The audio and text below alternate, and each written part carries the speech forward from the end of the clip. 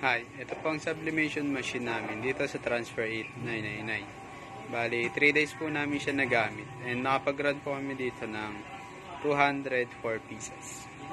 Andito po ang aming printer head. Di pa naman po ito napapalitan. Nandito naman po ang aming wiper. Ito ang aming capping na merong 80% good condition. Ganito naman po ang tamang pag-head clean. Ganito naman po ang tamang pag-nozzle check. Ito naman po ang aming nozzle test. Andito naman po ang stock at unused namin ng mga inks. Andito naman po ang stocks namin ng media. Andito naman po ang aming ink tank system. Maayos naman po. Andito naman po ang aming waste tank. Ang last disposal po nito ay kahapon. Andito naman po ang aming daily checklist. Andito naman po ang aming daily output record. Yun lang po. Thank you.